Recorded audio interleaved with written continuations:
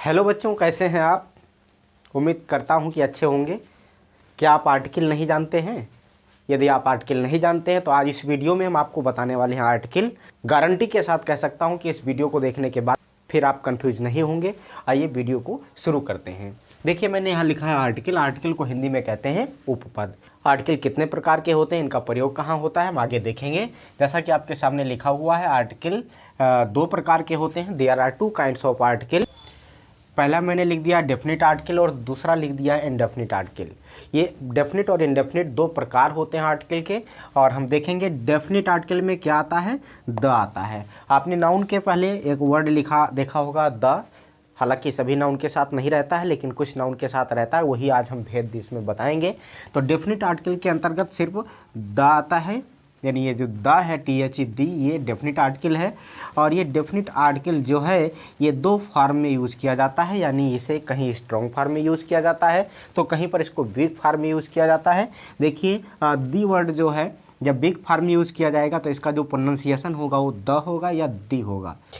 जैसे मैंने यहाँ पर एग्जाम्पल लिख दिया है, जिसमें लिखा हुआ है यह वीक फॉर्म में यूज़ किया गया है, तो इसका प्रोनाउंसिएशन जब आप करेंगे तो होगा दी बॉय या द बॉय। अब यहाँ पर ये भी हम देखेंगे कि वीक फॉर्म में द का प्रयोग कैसे करेंगे। हमको देखना ये है कि जो नाउन दिया गया है, नाउन का जो फर्स्ट लेटर है, फर्स्ट लेटर यदि कॉन्सोनेंट है, कॉन्सोनेंट के पहले जो हम दी लिखेंगे इसको हम द या दी से पढ़ेंगे, ना कि इसको दी से पढ़ेंगे। क्योंकि दी स्ट्रॉन्ग फार्म हो जाता है तो वीक फार्म में हम इसको द और दी से पढ़ेंगे। और इसका जो कंडीशन है मैंने आपको बता दिया है कि नाउन जो होता है उसका जो फर्स्ट लेटर होता है वो फर्स्ट लेटर कॉन्सोनेंट होना चाहिए। यदि फर्स्ट लेटर कॉन्सोनेंट है तो इसके साथ जो दी का यूज़ करेंगे उसका प्रोनाउंसिएशन द या दी करेंगे। अब हम स्ट्रॉन्ग फार्म देखेंगे। स्ट्रॉन्ग फार्म में क्या होता है, इसे हम पढ़ेंगे दी। और दी कहाँ हम पढ़ेंगे, जैसे कोई हमारा नाउन लिखा हुआ है, उस नाउन का जो फर्स्ट लेटर है वो वोवेल्स दिया जाए और वोवेल से दी है तो उसके साथ में प्रयोग किया जाने वाला ये आर्टिकल हमारा स्ट्रॉन्ग दी के रूप में प्रोनाउंसिएट किया जाएगा। और यहाँ एग्जाम्पल मैंने लिख दिया है। इसका उच्चारण हम करेंगे तो बोलेंगे दी एलिफेंट। तो यहाँ और यहाँ दोनों में डिफरेंस आपने देख लिया है। इसे बोलेंगे द बॉय और इसे बोलेंगे दी एलिफेंट। ओके, अब हम देखेंगे कि ये द आर्टिकल यूज़ कहाँ किया जाता है। क्या सभी प्रकार के नाउन के साथ में सेंटेंस में यूज़ किया जाता है या इसकी कुछ शर्तें हैं, कुछ इसके कंडीशंस हैं, उसे हम समझेंगे। देखिए, मैंने कुछ शॉर्ट में लिख रखा है दी का यूज़ कहाँ करते हैं। धार्मिक ग्रंथ जो होते हैं, प्राकृतिक वस्तुएं, अखबारों के नाम जो होते हैं, प्रमुख वस्तुएं जो होती हैं, दिशाओं के नाम होते हैं, वाद्य यंत्रों के नाम होते हैं। इसके अलावा जो पहाड़ है, नदी है, ग्रह है, इनके नाम जो होते हैं, इन सब के नाम के आगे हम आर्टिकल दी का यूज़ करते हैं। यानी कौन सा आर्टिकल लगाते हैं, डेफिनिट आर्टिकल का प्रयोग करते हैं।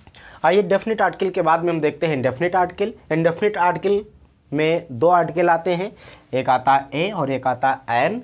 ए और एन दोनों इंडेफिनिट आर्टिकल माने जाते हैं और इंडेफिनिट आर्टिकल को हम समझेंगे और इसके जो रूल्स हैं उसे समझेंगे। इसको कहाँ पर किस प्रकार से प्रोनाउंसिएट किया जाता है और इसका यूज़ कहाँ किया जाता है उसे हम देखेंगे। जैसे मैंने डेफिनिट आर्टिकल की तरह से इंडेफिनिट आर्टिकल के भी फार्म लिख रखे हैं। इसे भी वीक फार्म और स्ट्रॉन्ग फार्म में यूज़ किया जाता है। जब हम इसे वीक फार्म में बोलेंगे तो ए को आ बोलेंगे, एन को एन बोलेंगे, जबकि स्ट्रॉन्ग फार्म में ए को ए बोलेंगे। यहाँ मिस्टेक हो गया है, एन है, जबकि स्ट्रॉन्ग फार्म में हम ए को ए बोलेंगे और एन को एन बोलेंगे। तो ये वीक और स्ट्रॉन्ग फॉर्म में डिफरेंस आप यहाँ पर देख रहे हैं, आ एन ए एन। ये जो प्रोनाउंसिएशन का ये जो रूल है इसे आपको समझना पड़ेगा। इसके बाद में हम इसका यूज़ कहाँ करते हैं, कहाँ पर ए लगाते हैं, कहाँ पर एन लगाते हैं, ये अक्सर कन्फ्यूजन बना रहता है। ये कन्फ्यूजन इस वीडियो को देखने के बाद में बिल्कुल दूर हो जाएगा। ध्यान से आप देखिएगा, कापी पेन लेकर के बैठ जाइए, इसको नोट भी करते रहिए, उसका रिवीजन करते रहिए ताकि आपको ये हमेशा याद रहे, आप इसे भूलें नहीं। हाँ, तो देखेंगे कहाँ पर आर्टिकल ए का यूज़ किया जाता है, कॉन्सोनेंट्स।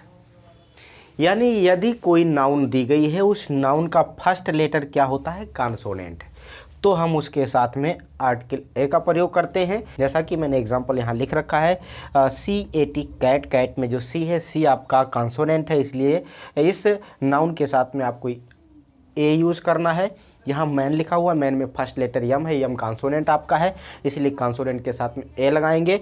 और यहाँ डी लिखा है, डी भी कंसोनेंट है, तो कंसोनेंट के साथ में लगाएंगे ए। इस तरह से कोई भी नाउन का जो फर्स्ट लेटर है वो कंसोनेंट है तो आप आर्टिकल ए का प्रयोग करेंगे।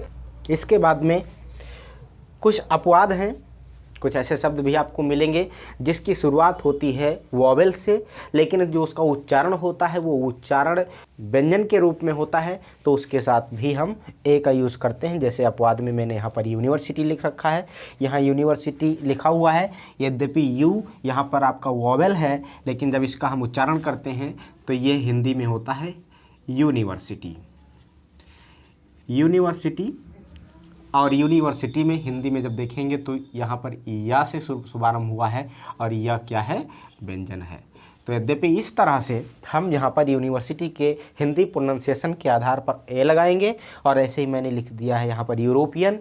यूरोपियन को भी जब आप हिंदी में प्रोनाउंसिएट करेंगे, हिंदी में जब इसका उच्चारण देखेंगे तो यहाँ पर इसका जो उच्चारण होता है तो यूरोपियन होता है। यूरोपियन में देखिए या आया हुआ है, या यहाँ पर वॉवेल्स ना हो करके कंसोनेंट है, तो इसके साथ भी हम ए का प्रयोग करेंगे। यहाँ देखेंगे वॉवेल्स लिखा हुआ है। वॉवेल्स का मतलब ये कि ऐसे नाउन जिसका फर्स्ट लेटर वॉवेल्स है, फर्स्ट लेटर वॉवेल्स है, तो उनके साथ में एन का प्रयोग किया जाता है। ठीक से समझ लें, कोई जो नाउन है उस नाउन का फर्स्ट लेटर यदि वॉवेल से स्टार्ट हो रहा है, जैसे यहाँ पर एप्पल लिखा हुआ है तो एप्पल में ये आपका वॉवेल्स है, इसलिए इसके साथ में एन का प्रयोग करते हैं। दूसरा यहाँ इंक पॉट लिखा हुआ है, इंक पॉट में आई यदि देखेंगे तो वॉवेल्स है, तो इस वॉवेल्स के साथ में भी देखिए एन लगाया गया है। ऐसे ही यहाँ पर आउल लिखा हुआ है, आउल में तो वो जो है ये आपका वॉवेल्स है, तो इसके साथ में भी आपने एन का प्रयोग किया है। इस तरह से आप देख सकते हैं कि ए का प्रयोग कंसोनेंट के साथ और एन का प्रयोग वॉवेल्स के साथ होता है। वॉवेल्स और कंसोनेंट का मतलब ये होता है कि किसी नाउन का फर्स्ट लेटर वॉवेल्स है या कंसोनेंट है, इस आधार पर हम ए और एन का प्रयोग करते हैं। इसके कुछ और डिटेल्स हैं जिसको हम फिर आगे वीडियो में देखेंगे। हालांकि आपके सिलेबस में लगभग इतनी ही जानकारी दी गई है। यदि इस तरह आप बखूबी पढ़ लेंगे तो आप बहुत अच्छे जानकार हो जाएंगे। आर्टिकल के बारे में आज के वीडियो में बस मैं इतना ही बताने वाला हूं। यदि आपका किसी प्रकार का डाउट है तो आप हमारे कमेंट बॉक्स में बताइए, और यदि हमारे चैनल को आपने सब्सक्राइब नहीं किया है तो आप सब्सक्राइब कर लीजिए ताकि आने वाली हर वीडियो की नोटिफिकेशन आप तक पहुँचे। इस वीडियो में बस इतना ही। जय हिंद, नमस्कार।